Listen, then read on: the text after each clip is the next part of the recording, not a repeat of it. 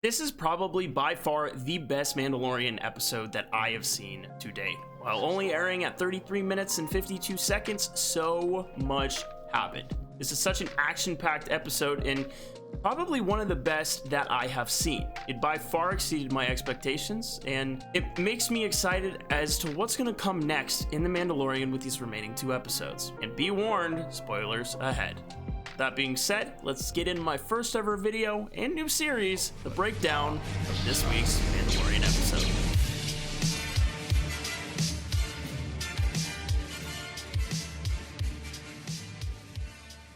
As we enter this episode, I think the thing that stuck out to me most was the title. After a very lighthearted scene between Grogu and Den, a very fatherly moment between the two, the title was to appear and it says, The Tragedy. That indicates something that we probably all feared to be true, and that something bad was going to happen this episode, and that we could have no doubt. I'll admit that whenever I saw the title, my heart sunk a little, and I knew this time things probably weren't going to end well.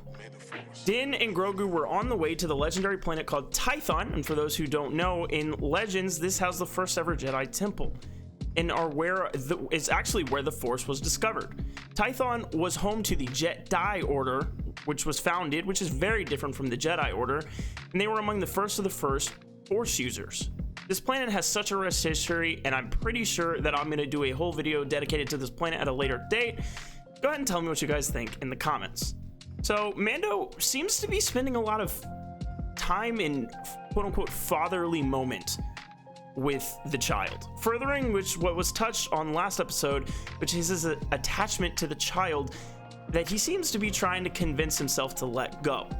And more or less, he seems like he's trying to explain it away that makes him feel better that he's going to have to let Grogu go at some point. Once they land, they head onto what Ahsoka referred to in the last episode as the Seeing Stone, where Grogu was meant to go and reach out through the Force if he were to choose that path, so other Jedi might sense him. The planet would make sense as it's got a very powerful connection to the Force, and there are a few theories floating around the internet, and as believable as they might be, we don't quite know yet. The big names that kind of come up are Cal Kestis, Mace Windu, or the more likely answer, in my opinion, Luke Skywalker. And honestly, seeing Luke in the next season would be awesome, especially a de-aged version of him. They head to the Seeing Stone, and Grogu is placed onto it. At first, it seems to not to be able to do anything, but not 30 seconds after, we see what I'm sure almost all Star Wars fans freaked out at. I know I did. Slave One, aka Boba Fett's ship. It lands, and as Grogu goes into what seems to be him reaching out through the Force and forming this huge protective barrier around him, Mando goes to confront Boba, where he finds out that he is actually after only one thing: his armor. I won't lie, seeing him, even aged, brought back all sorts of nostalgia. When asked if he's a Mandalorian, he says this line: "I'm a simple man making my way through the galaxy like my father did before me," which, if you don't know, is a really cool callback to what Jango Fett said to Obi-Wan in the prequels on Kamino. We meet a character that seems all too familiar, and you should know her: Fennec Shand, which was supposed to be dead back in Mandalorian Season 1. If you don't remember her, let's get a little refresh. She's an elite mercenary with a price on her head that Mando went after with Toro Calican, who was supposedly shot and killed her in the episode. But if you remember, at the end of the episode, it was recovered by a hooded figure, which we now know was Boba Fett. They put down their weapons at the request of Boba and begin to talk after an intense stare down until a deal is finally made between the three. The armor is returned, the child will be kept safe, which this will come into play later. Their conversation is shortly interrupted after Empire dropships carrying a large amount of stormtroopers land on the planet.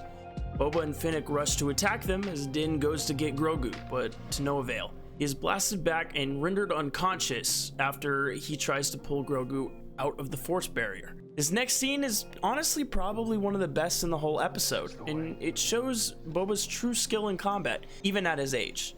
To be honest, the brutality and the ruthlessness of it all makes any Star Wars fans drop. In the heat of the battle, Boba goes and retrieves his armor from the Razor Crest as more troopers arrive.